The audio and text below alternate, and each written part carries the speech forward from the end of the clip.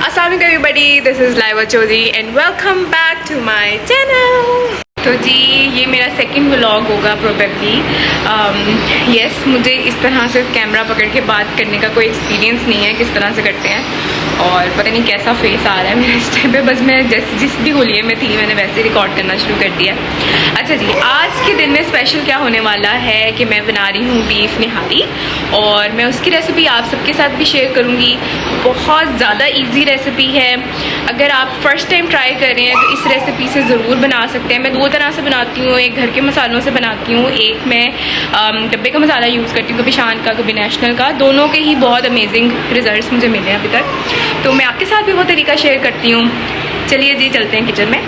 तो कुकिंग करने से पहले मैंने सोचा क्यों ना मैं बाहर जाऊं और देखूं कि मेरे अमरूद जो हैं वो अगर उतारने के लिए रेडी हो चुके हैं तो हम उनको उतार लें। तो इतना प्यारा मौसम हो रहा था, हम लोगों ने खूब इंजॉय किया वेदर को। और यहाँ पे देखिए मैं आपको दिखा रही हूँ कितने खूबसूरत और मज़ेदार यमी मीठे लजीज़ किस्म के अमरूद जो हैं हमारे पक्के तैयार हो चुके हैं।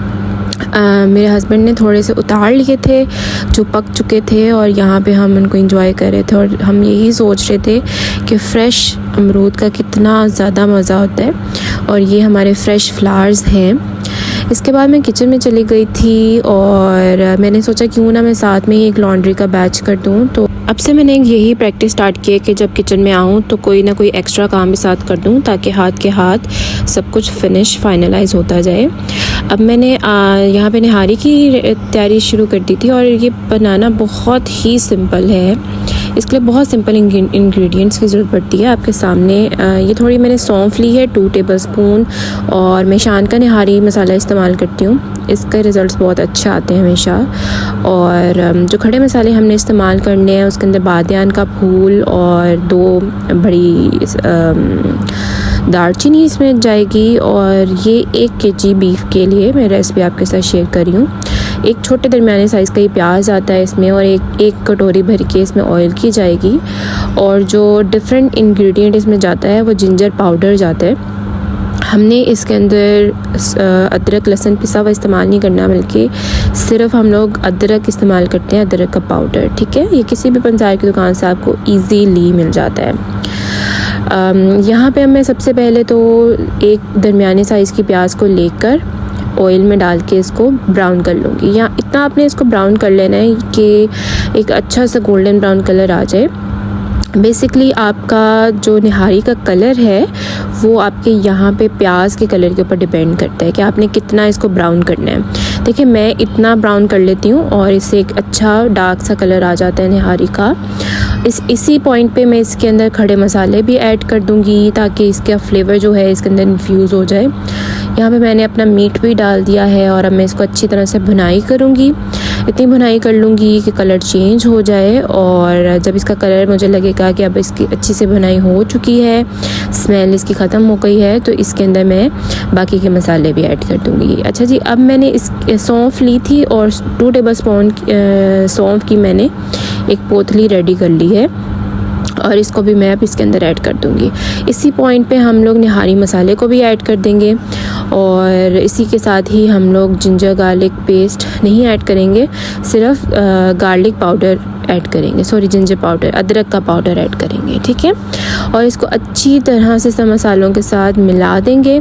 2 टेबलस्पून तकरीबन मैंने इसके अंदर जिंजर पाउडर ऐड किया था। ठीक है, और इसको मैं अच्छे से हिला दूँगी, यहाँ के अच्छे से मसाला जो है वो गोश्त के साथ मिक्स हो जाए। और मुझे थोड़ी सी स्पाइसी पसंद है, तो मैं इसके अंदर एक्स्ट्रा चिली ऐड कर रही हूँ, लाल मिर्च का पाउडर। अगर आपको नहीं पसंद तो आप स्किप भी कर सकते हैं, और इस पॉइंट पे लाल कश्मीरी मिर्च भी डाल दें या फिर पेपरिका पाउडर डाल दें, उससे कलर बहुत खूबसूरत सा आ जाता है। अच्छा जी, अब दोबारा से मैं एक दफ़ा इसकी भुनाई कर लूँगी, और इसका जो ऑयल है ना हमें वो निकालना है, अलग करना है। अब इसके अंदर ही हम पानी ऐड करके इतना पानी ऐड कर देंगे कि अच्छे से गल जाए। थोड़ा सा एक्स्ट्रा पानी मैं डाल दूँगी ताकि एक अच्छी सी जो यखनी है वो रेडी हो जाए। उसी यखनी में हम मज़ीद पानी ऐड करके इसको मज़ीद भी बढ़ा सकते हैं। ठीक हो गया। अच्छा, सबसे इम्पॉर्टेंट बात जो है निहारी की वो ये होती है कि अगर एक ही पतीले में आप ज़्यादा पानी डाल के रखते हैं और उसमें बीफ अपनी गलावट तक आ जाए तो वो सबसे बेस्ट होता है, क्योंकि सारे पानी के अंदर आपके जो यखनी है वो इन्फ्यूज़ हो जाती है और टेस्ट जो है वो डेवलप हो जाता है। मुझे थोड़ी सी आज जल्दी थी जिसकी वजह से मैंने आज इसको कुकर लगा दिया है, प्रेशर दे दिया था। तो जी अब यहाँ पे मैं साथ ही साथ में आटा भी शिफ्ट कर रही हूँ बाल्टी में, क्योंकि मेरा आटा ख़त्म हो चुका था और मैंने न्यू पसवाया था। आजकल इतनी ज़्यादा ह्यूमिडिटी है यहाँ पे कि अगर मैं थोड़ा सा ज़्यादा बैच कर लूँ आटे का तो वो ख़राब हो जाता है। तो मेरी कोशिश होती है मैं कम से कम पिसवाऊँ। हाथ के हाथ ही मैं यहाँ पे बर्तन भी वॉश कर रही हूँ जो भी गंदे हो रहे थे, ताकि ज़्यादा मैस ना क्रिएट हो जाए, क्योंकि घर पे गेस्ट आने थे और मेरी कोशिश ये थी कि किचन भी साथ के साथ ही मैं साफ़ कर दूँ ताकि आसानी हो जाए। और जब आपको पता है कि बर्तन जब पाइल अप होना शुरू हो जाते हैं तो फिर तो समझ ही नहीं आती है कहाँ से कहाँ काम चला जाता है। तो अब मैं यही कोशिश करती हूँ कि हाथ के हाथ ही साथ जो काम मेरे सिमट जाएं वो सिमट जाएं। अच्छा जी, अब यहाँ पे मैंने चेक कर लिया था कि मेरा गोश्त क्या गल चुका है, ये परफेक्टली कुक हो चुका था। मज़ीद भी इसमें अभी यखनी इसकी कुक होनी थी, तो मैंने बस इसको इतना ही तकरीबन मैंने इसको 20 मिनट्स प्रेशर दिया था।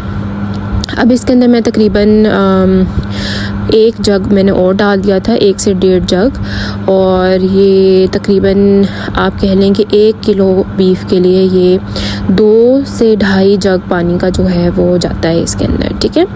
अच्छा जी, साथ ही मैं एक पैन के अंदर क्या करूँगी, 3 टेबलस्पून के करीब मैंने बेसन लिया था और इससे ही डबल अमाउंट में आप ना आटा ले लेंगे, जो गंदम का नॉर्मल आटा होता है उसको आपने एक पैन में डाल के अच्छे से भुनाई कर लेनी है, ठीक है। इतनी भुनाई करनी है कि उसका कच्चापन जो है वो दूर हो जाए।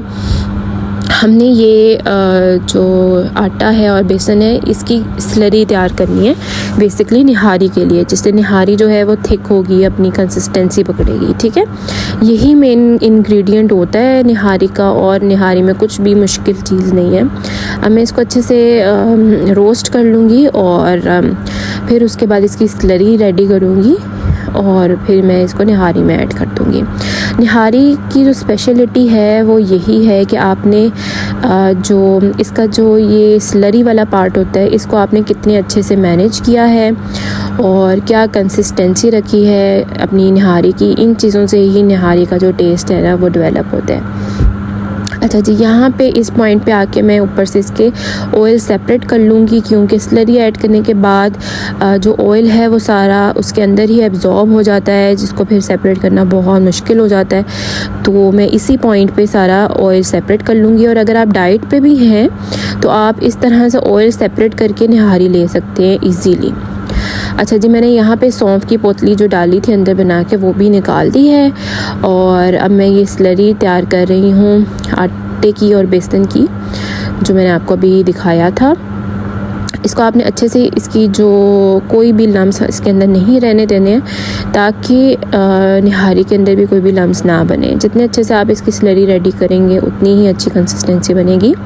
अच्छा जी, यहाँ पे आपने स्लरी ऐड करते जाना है और साथ के साथ ही चम्मच को आपने साथ ही साथ हिलाते जाना है, ताकि आपको डिज़ायर्ड कंसिस्टेंसी तक आइडिया हो जाए कि आपकी कंसिस्टेंसी कितनी आ रही है। जहाँ पे आपको लगे कि इतनी कंसिस्टेंसी आपको चाहिए थी वहाँ पे आपने अपना हाथ रोक लेना है। और क्योंकि इसने थोड़ा सा कुक भी होना है ऐड होने के बाद, तो आपने उसको ध्यान रखना है उसका ना। अच्छा जी, मैं इसको अच्छे से मिक्स कर लूँगी और आपने यही कोशिश करनी है कि कोई लम्स अंदर ना रहे। अगर कोई आपको नज़र आ रहे हैं तो उसको आप सेपरेट कर दें।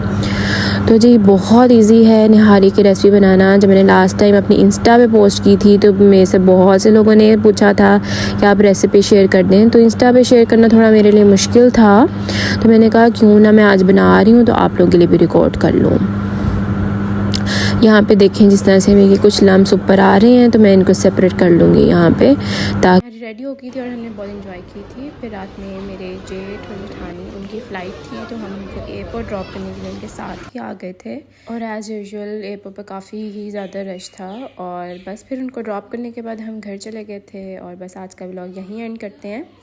रब रखा।